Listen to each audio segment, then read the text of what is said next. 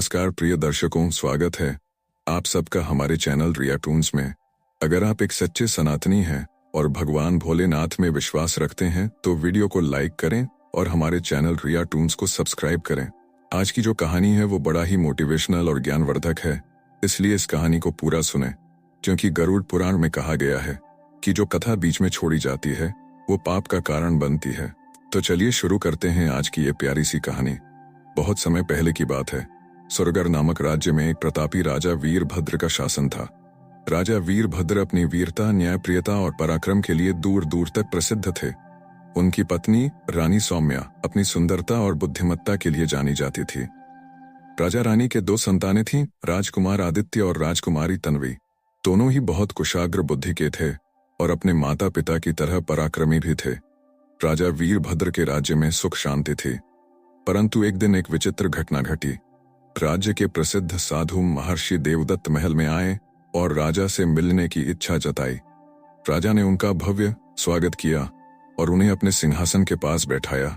महर्षि ने अपनी दिव्य दृष्टि से राजा को देखा और गंभीर स्वर में कहा, राजन, आपका राज्य अभी तो सुख शांति से भरा हुआ है, लेकिन बहुत जल्द एक भयंकर संकट आने वाला है। एक शक्तिशाली जादूगर आपके राज्य पर अधिकार जमाने के लिए योजना बना रहा है। वह न केवल आपके राज्य को बल्कि आपके परिवार को भी बर्बाद कर सकता है। राजा वीरभद्र यह सुनकर अचंभित हो गए। उन्होंने महर्षि से इसका समाधान पूछा। महर्षि बोले, राजन, इस संकट से बचने के लिए आपको अपने बच्चों को तैयार करना होगा। यह केवल एक युद्ध नहीं होगा, बल्कि इसमें जादू और छल कपट का भी खेल होगा। आपको अपनी बुद्धिमत्ता और पराक्रम दोनों का उपयोग करना होगा। राजा वीरभद्र ने यह सुनते ही अपने सेनापतियों और मंत्रियों को बुलाया और राज्य की सुरक्षा को और मजबूत करने के आदेश दिए। साथ ही उन्होंने राजकुमार आदित्य और राजकुमारी तन्वी को युद्ध कला और गुप्त विद्या सिखाने के लिए सबसे योग्य गुरुओं को बुलाया। सुरगढ़ राज्य की उत्तर दिशा में एक घना जंगल था जिसे अग्निवन कहा जाता था। यह जंगल बहुत ही रहस्यमय था और वहां कोई जाने की हिम्मत नहीं करता था। कहते थे कि इस जंगल में एक खतरनाक जादूगर कालनेमी रहता था। कालनेमी एक अत्यंत शक्तिशाली जादूगर था।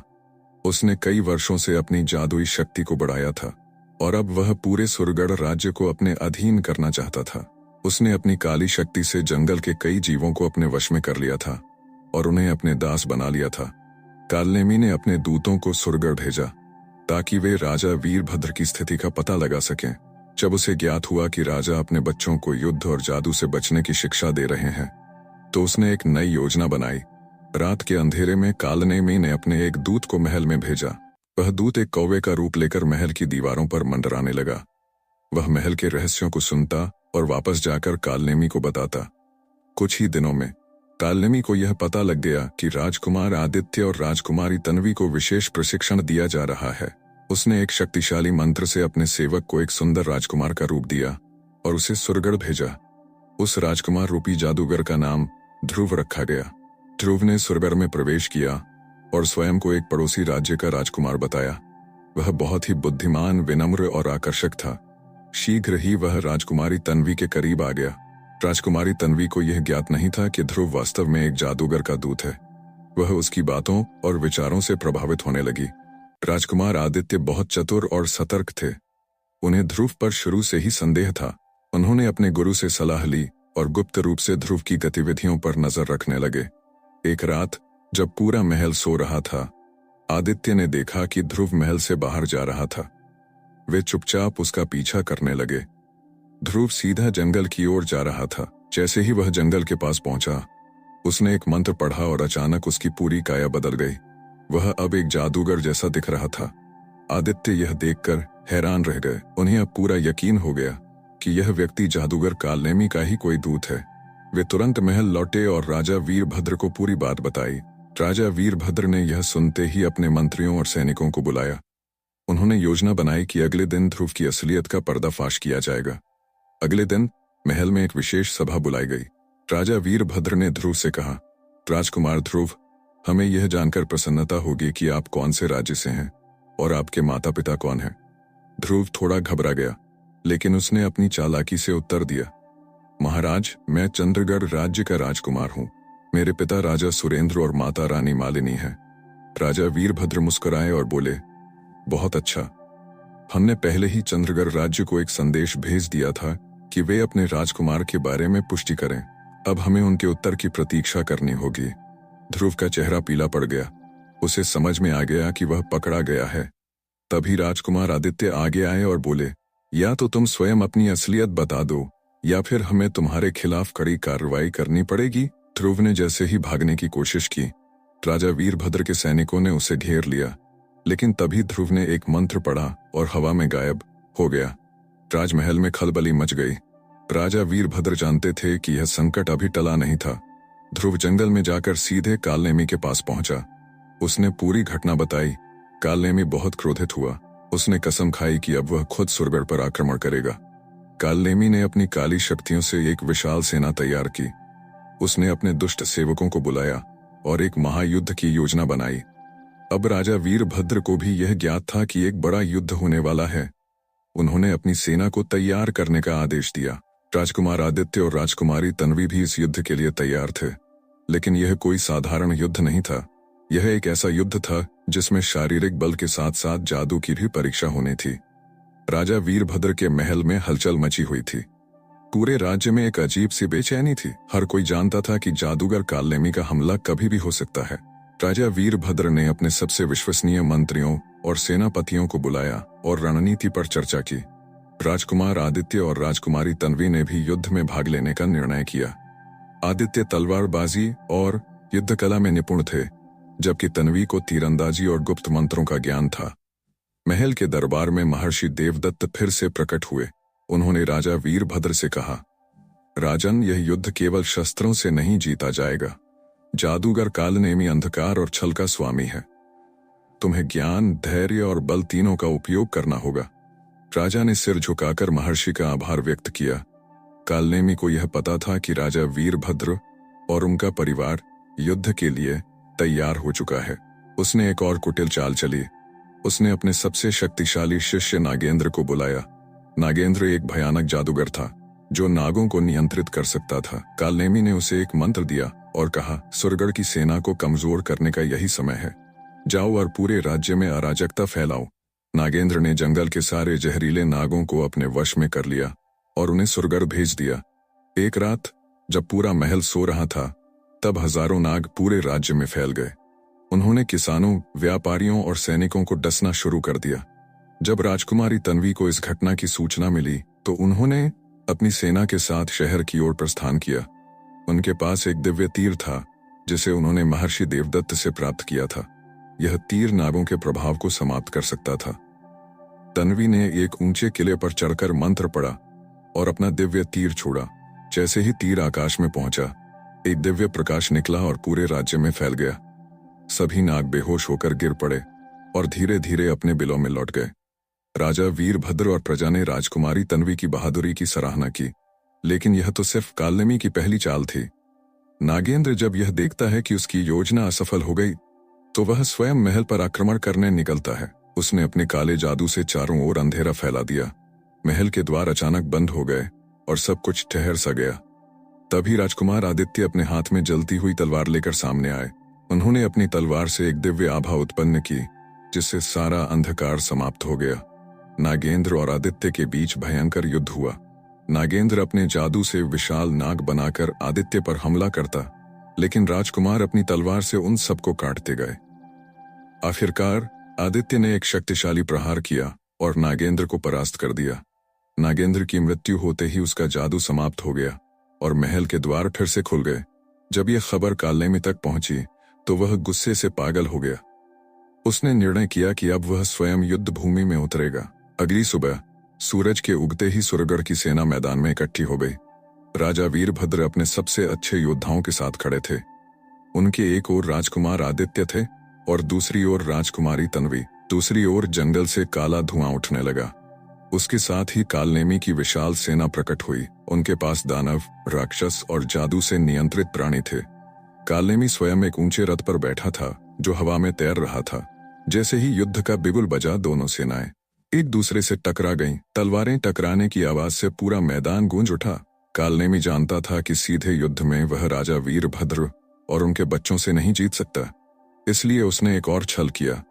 उसने अपने जादू से अपने रूप को राजा वीरभद्र का रूप दे दिया और उनके सैनिकों के पास पहुंचकर भ्रम फैलाने लगा। उसने सैनिकों को आदेश दिया कि वे पीछे हट जाएं, जिससे युद्ध में हार निश्चित हो जाए। सैनिक अपने राजा के आदेश का पालन करने ही वाले थे कि तभी राजकुमार आदित्य को कुछ अजीब लगा। उन्होंने ध्यान से देखा और फिर एक मंत्र पढ़कर तलवार से आकाश में वार किया। जैसे ही तलवार से निकला प्रकाश कालनेमी पर पड़ा, उसका असली रूप सामने आ गया। अब सभी को पता चल चुका था कि यह छलावा था। राजा वीरभद्र ने इस चाल को विफल करने के लिए अपने सबसे अनुभवी सैनिकों को आदेश दिया कि वे सीधे कालनेमी की सेना पर आक्रमण करें। अब युद्ध अपने चरम पर था। कालनेमी को समझ में आ गया कि जब तक वह राजकुमार आदित्य और राजकुमारी तन्वी को नहीं हराएगा, तब तक वह सुरगर को नहीं जीत सकता। उसने अपने मंत्रों से चारों ओर आग की दीवार बना दी, जिससे राजकुमार और राजकुमारी उसमें फंस गए। लेकिन तन्वी ने अपनी बुद्धिमत्ता से एक विशेष मंत्र पढ़ा, जिससे उनके चारों ओर एक जल प्रवाह उत्पन्न हो गया और आग बुझ गई। अब आदित्य और तन्वी दोनों कालनेमी की ओर बढ़ने लगे। कालनेमी ने एक बड़ा जादू किया और हवा में उड़कर विशालकाय बन गया, लेकिन आदित्य ने अपनी दिव्य तलवार से उस पर वार किया। कालनेमी को पहली बार चोट लगी। वह चीख पड़ा और क्रोधित होकर अंधकार का तूफान ले आया। राजा वीरभद्र को अब समझ आ गया कि इस युद्ध को खत्म करने के लिए उन्हें कुछ विशेष करना होगा। तभी महर्षि देवदत्त फिर से प्रकट हुए। उन्होंने कहा, इस युद्ध को समाप्त करने के लिए तुम्हें दिव्य अस्त्र की आवश्यकता होगी। यह अस्त्र केवल हिमगिरी पर्वत की गुफाओं में है, लेकिन इसे प्राप्त करना आसान नहीं होगा। राजकुमार आदित्य और राजकुमारी तन्वी ने इस दायित्व को अपने ऊपर लिया। वे तुरंत हिमगिरी पर्वत की ओर रवाना हो गए, लेकिन उन्हें नहीं पता था कि कालनेमी ने भी अपनी शक्तियों से यह देख लिया था। उसने अपने सबसे ताकतवर दानव विरूपाक्ष को उनके पीछे भेज दिया। अब राजकुमार और राजकुमारी को हिमगिरी पर्वत पर एक नई चुनौती का सामना करना था। राजकुमार आदित्य और राजकुमारी तन्वी अपने कुछ विश्वसनीय सैनिकों के साथ हिमगिरी पर्वत की ओर बढ़ रहे थे। यह पर्वत सुरगर राज्य के उत्तर में स्थित था और वहां तक पहुंचने का मार्ग बेहद कठिन था। घना जंगल, खतरनाक दर्रे और बर्फीले तूफान उनकी राह में बाधा डाल रहे थे, लेकिन वे दोनों जानते थे कि अगर उन्हें दिव्य अस्त्र प्राप्त नहीं हुआ तो कालनेमी को हराना असंभव होगा। रास्ते में उन्हें कई कठिनाइयों का सामना करना पड़ा। कभी अचानक हिमस्खलन हो जाता तो कभी घने कोहरे में रास्ता भटकने का खतरा होता, लेकिन राजकुमार आदित्य और तन्वी की सूझबूझ और साहस के कारण वे धीरे धीरे अपने गंतव्य के करीब पहुंच रहे थे। कालनेमी के भेजे हुए दानव विरूपाक्ष को यह आदेश मिला था कि किसी भी हाल में राजकुमार और राजकुमारी को दिव्य अस्त्र तक न पहुंचने दिया जाए।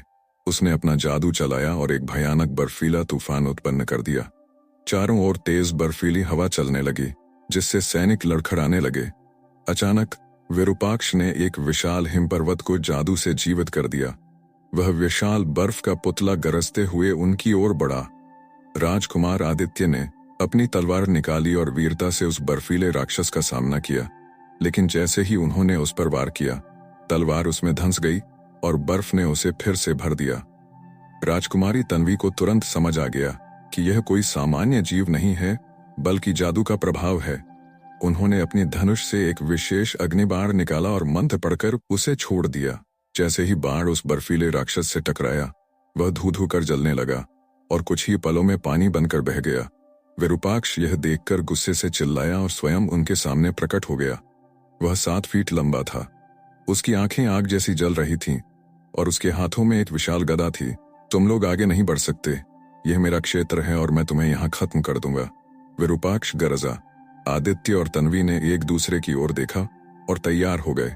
विरूपाक्ष ने गदा उठाई और पूरी ताकत से आदित्य की ओर फेंकी। आदित्य ने बड़ी चतुराई से छलांग लगाई और गदा जमीन में जा धंसी, जिससे धरती हिल गई। आदित्य ने अपनी तलवार से तेज वार किया, लेकिन विरूपाक्ष को कोई असर नहीं हुआ। वह हंसने लगा और बोला, मूर्ख, मेरी चमड़ी इतनी मजबूत है कि कोई भी अस्त्र मुझे नहीं भेद सकता। यह सुनकर तन्वी को एक युक्ति सूझी। उन्होंने अपनी विशेष तीर से एक ऐसा जाल बनाया जो जादू से बना था। जैसे ही तीर से निकला प्रकाश विरूपाक्ष के चारों ओर लिपटा, वह हिलने डुलने में असमर्थ हो गया।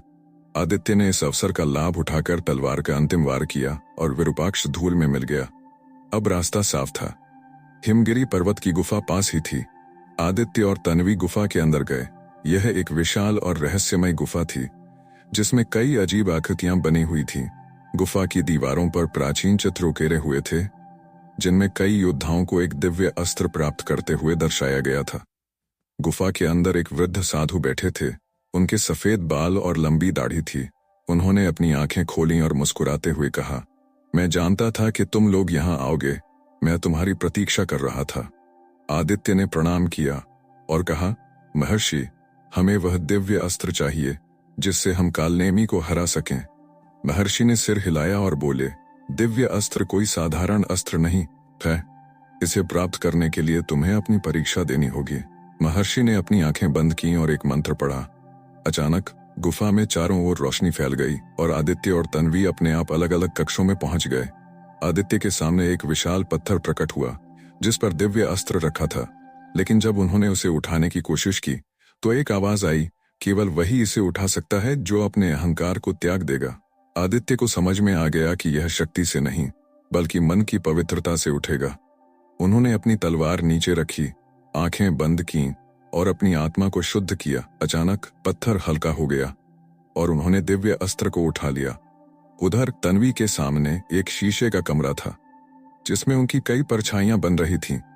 उनमें से असली कौन थी यह पहचानना असंभव था। अचानक एक परछाई आगे बढ़ी और बोली, अगर तुम्हें दिव्य शक्ति चाहिए तो अपने मन के भय को त्याग दो। तन्वी को एहसास हुआ कि केवल आत्मविश्वास और अपने अंदर की शक्ति को पहचानने से वह सही रास्ता ढूंढ सकती है।